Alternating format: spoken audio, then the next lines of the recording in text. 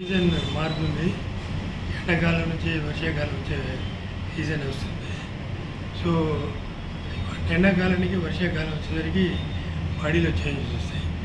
ఎండాకాలం ఎండ వేయడం వల్ల బాడీలో శరీరంలో ప్రెసిపిటేషన్ ఎక్కువ ఉండి ఇబ్బందులు పడ్డ రోజులు ఉంటాయి. అది వర్షాకాలం వచ్చేసరికి శరీరం వాతావరణం చల్లబడుతుంది. తర్వాత బ్యాక్టీరియా వైరస్లో కూడా అవకాశం ఉంటుంది. ముఖ్యంగా ఎండాకాలం డైరియాతో లేకపోతే ప్రెసిపిటేషన్తో లేకపోతే చెమట గురుపులతో అప్పుడు ఇబ్బంది పడ్డ రోజులు ఉన్నాయి. వర్షాకాలం వచ్చేసరికి నీరు కలుషితం అవుతుంది. నీరు తాగకుండా ఉండలేము. నీరు తాగుతాం, బిడ్డలో పోతే ఎన్ని చేసినా బ్యాక్టీరియా వైరస్ స్ప్రెడ్ చేయడానికి ఉంటుంది.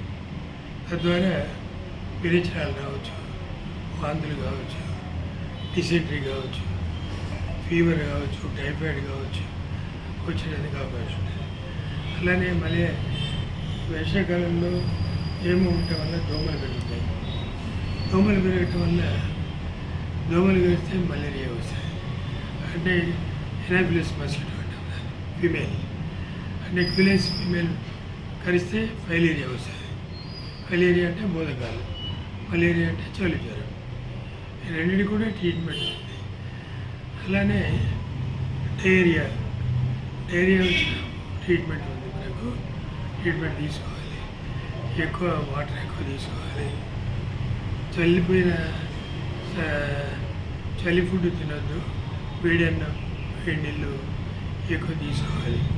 పొలాలకు పోయే రైతులు ముఖ్యంగా భోజనం తీసుకుపోతారు, కానీ నీళ్ళు ఎమ్మడి తీసుకొని జరగదు జనగా. అక్కడే ఏదో నీళ్ళు తాగుదాం లేకుండా అట్లా నేను చాలాసార్లు చూసినా. ఇక్కడ ఉప్పల్ చలిక జల్లపడ్డలో తనికెళ్ళ ఏరియా రైతులు ఇప్పుడు పోయినప్పుడు అన్నం తీసుకుపోయేది, అక్కడే నీళ్ళు తాగేది. దాంతోనే డయేరియా, వాంతులు, విరేచనాలు. సో వాళ్ళు రైతులు కూడా అన్నంతో పాటు నీళ్ళు కూడా తీసుకోవాలి. మరీ ముఖ్యంగా ఏంటంటే వర్షాకాలంలో కూడా జబ్బులకు ప్రాధాన్యత ఎక్కువ జబ్బులు జనరల్గా తొందరగా వచ్చేందుకు అవకాశం ఉంటుంది. సో మనం జాగ్రత్తగా ఉంటే ఏం కాదు, కానీ ఎక్కువ కొంచెం అజాగ్రత్త రైతు కూలీలతో ఇబ్బంది. వాళ్ళు సరైన లేక అక్కడ నీళ్ళు, మడుగులో నీళ్ళు, వాళ్ళ పొలాలలో నీళ్ళు, కాలువలో నీళ్ళు తాగినప్పుడు ఇట్లా వాంతులు, విరేచనాలు, టైఫాయిడ్, తర్వాత దోమలు పెరిగితే మలేరియా, ఫైలేరియా కూడా వస్తుంది. అదే డిసీజ్. ఈ వర్షాకాలం టైఫాయిడ్ ఎక్కువ వస్తుంది. ఎందుకంటే అది వాటర్తో, నీళ్ళతోని అన్న ఫుడ్తో వస్తుంది. కాబట్టి టైఫాయిడ్ రాకుండా ఉండాలంటే వేడన్నం తినాలి, వేడి నీళ్ళు కంపల్సరీ తాగాలి. అండ్ చుట్టుపక్కల నీళ్ళు కూడా జాగ్రత్తగా ఉండాలి. మోషన్స్ కూడా అవుతాయి.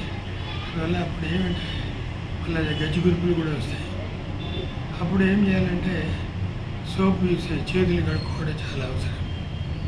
సో చేతులు శుభ్రంగా ఏమి తిన్నాలి, ఆడ పని చేసి వచ్చి అన్నం తింటాక చేయబెట్టకుండా చేతులు సబ్బెట్టి కడుక్కొని తినాలి. సబ్బు ముక్క ఉంచుకోవాలి. అప్పుడు ఇబ్బంది ఉండదు. లేకపోతే చాలా డిసీజ్ రావటం, జబ్బు వచ్చి అవసరపడ్డాయి. దాంట్లో తెలుగులో సామెత అడుసు తొక్కనేలా కాలు గడగనేలా అని. బురదలే కాలే పెట్టవద్దు. కాలు పెడితే బురద అంటుతుంది. అంటే బెడిలో కాలు పెట్టవద్దు, బెండ అంటుతుంది. సో అవన్నీ జాగ్రత్త చూసుకోవాల్సిన అవసరం ఉంటుంది. వర్షాకాలంలో మనకు వచ్చే జబ్బులు ముఖ్యంగా ఎక్కువ వాంతులు, విరేచనాలు వచ్చేది. మాకు మాత్రం వాంతులు, విరేచనాలు ఎక్కువ వస్తుంటాయి. కాబట్టి జాగ్రత్తగా తీసుకోవాల్సిన అవసరం ఉంది.